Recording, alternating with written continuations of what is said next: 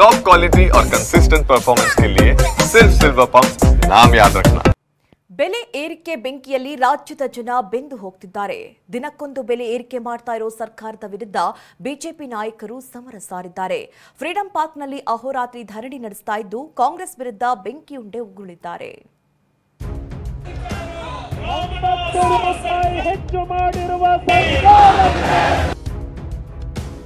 ಬೆಲೆ ಏರಿಕೆ ಖಂಡಿಸಿ ಬಿಜೆಪಿ ಅಹೋರಾತ್ರಿ ಧರಣಿ. ಸರ್ಕಾರದ ವಿರುದ್ಧ ಬೆಂಕಿಯುಗುಳಿದ ಕೇಸರಿ ಕಲಿಗಳು. ರಾಜ್ಯ ಸರ್ಕಾರ ಸಾಲು ಸಾಲು ದರ ಏರಿಕೆ ಮಾಡಿರೋದನ್ನ ಖಂಡಿಸಿ ಬಿಜೆಪಿ ಅಹೋರಾತ್ರಿ ಧರಣಿ ನಡೆಸುತ್ತಿದೆ. ಫ್ರೀಡಂ ಪಾರ್ಕ್ನಲ್ಲಿ ರಣಕಹಳೆ ಮೊಳಗಿಸಿರೋ ಕೇಸರಿ ಕಲಿಗಳು ಸರ್ಕಾರದ ವಿರುದ್ಧ ಘೋಷಣೆ ಕೂಗಿದ್ರು. ನಿನ್ನೆ ಬೆಳಿಗ್ಗೆ 11 ಗಂಟೆಯಿಂದ ಶುರುವಾದ ಪ್ರತಿಭಟನೆ ರಾತ್ರಿಯೂ ಮುಂದುವರೆದಿತ್ತು. ಬಿಜೆಪಿ ರಾಜ್ಯಾಧ್ಯಕ್ಷ ವಿಜಯೇಂದ್ರ, ವಿಪಕ್ಷ ನಾಯಕ ಆರ್ ಅಶೋಕ್ ಆದಿಯಾಗಿ ಬಿಜೆಪಿಯ ಎಲ್ಲಾ ನಾಯಕರು ಅಹೋರಾತ್ರಿ ಧರಣಿಯಲ್ಲಿ ಪಾಲ್ಗೊಂಡು ಸರ್ಕಾರದ ವಿರುದ್ಧ ಆಕ್ರೋಶ ಹೊರಹಾಕಿದ್ರು.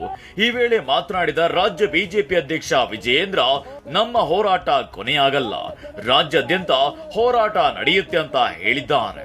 ಇವತ್ತು ಜನರನ್ನ ಲೂಟಿ ಮಾಡೋದ್ರ ಮುಖೇನ ಅತ್ಯಂತ ಕ್ರೂರವಾಗಿ ನಡ್ಕೊಳ್ತಾ ಇರ್ತಕ್ಕಂಥ ಮುಖ್ಯಮಂತ್ರಿ ಇಡೀ ದೇಶದಲ್ಲಿ ಯಾವ್ದಾರ ಇದ್ರೆ ಅದು ನಮ್ಮ ರಾಜ್ಯದ ಮುಖ್ಯಮಂತ್ರಿಗಳು ಸಿದ್ದರಾಮಯ್ಯನವರು. ಅಹೋರಾತ್ರಿ ಧರಣಿಯಲ್ಲಿ ಮಾತನಾಡಿದ ಕೇಸರಿ ಕಲಿಗಳು ಸರ್ಕಾರದ ವಿರುದ್ಧ ಬೆಂಕಿಯುಗುಳಿದ್ದಾರೆ. 5 ಗ್ಯಾರಂಟಿ ಕೊಡಬೇಕು ಅಂತೇಳಿ ಇಡೀ ಕರ್ನಾಟಕದ ಮನೆಗಳನ್ನ ಲೂಟಿ ಮಾಡ್ತಾ ಇದ್ದಾರೆ. ಸಿದ್ದರಾಮಯ್ಯ, ನಿನಗೆ ಮಾನ ಮರ್ಯಾದೆ ಇದೆಯಾ ಅಂತ ಕೇಳಿದ್ದಾರೆ ಸಿದ್ದರಾಮಯ್ಯನವ್ರಿಗೆ. ಈ ಸರ್ಕಾರಕ್ಕೆ ಮಾನ ಮರ್ಯಾದೆ ಏನಿಲ್ಲ. ಲೂಟಿ ಬೆಲೆ ಏರಿಕೆ, ಇಂಥ ಮೋಸ ಮಾಡುವಂತ ಕಾಂಗ್ರೆಸ್ ಇವತ್ತು ಕರ್ನಾಟಕದ ಜನರ ಪಾಲಿಗೆ ಸತ್ತೋಗಿದೆ. ಗಾಳಿ ಮೇಲೆ ಒಂದು ಟ್ಯಾಕ್ಸ್ ಹಾಕಿಲ್ಲ, ಆಡು ಮುಟ್ಟದ ಸೊಪ್ಪಿಲ್ಲ. ಹಾಗೆ ಸಿದ್ದರಾಮಯ್ಯನವ್ರ ಸರ್ಕಾರ ಹಾಕದೇ ಇರುವ ತೆರಿಗೆಯೇ ಇಲ್ಲ. ನೀನು 4 ಲಕ್ಷ ಕೋಟಿ ಬಜೆಟ್ ಕೊಟ್ಟಿಯಲ್ಲಪ್ಪ.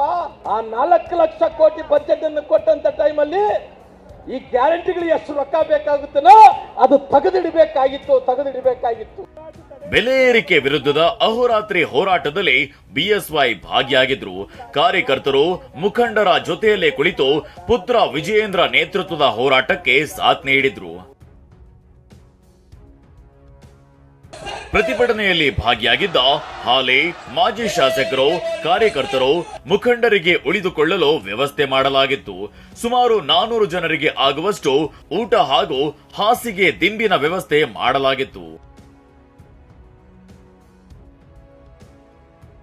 ಅಹೋರಾತ್ರಿ ಧರಣಿಯಲ್ಲಿ ಇತ್ತೀಚೆಗಷ್ಟೇ ನೋಟಿಸ್ ಪಡೆದಿದ್ದ ಬಿಜೆಪಿ ಶಾಸಕ ಬಿಪಿ ಹರೀಶ್ ಕೂಡ ಭಾಗಿಯಾಗಿದ್ರು. ಆದರೆ ಶಾಸಕ ರಮೇಶ್ ಜಾರಕಿಹೊಳಿ, ಕುಮಾರ್ ಬಂಗಾರಪ್ಪ ಸೇರಿದಂತೆ ಕೆಲವರು ಮಾತ್ರ ಪ್ರತಿಭಟನೆಯಲ್ಲಿ ಭಾಗಿಯಾಗಿಲ್ಲದಿರುವುದು ಕಂಡು ಬಂದಿದೆ.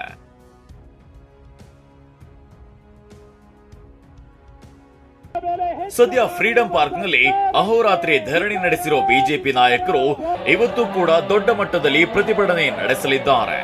ಏಪ್ರಿಲ್ 7ರಿಂದ ರಾಜ್ಯಾದ್ಯಂತ ಹೋರಾಟ ಶುರುವಾಗಲಿದ್ದು ಸರ್ಕಾರದ ವಿರುದ್ಧ ರಣಕಹಳೆ ಮೊಳಗಲಿದೆ. ಈರಣ್ಣ ಬಸವ, ಟಿವಿ9 ಬೆಂಗಳೂರು.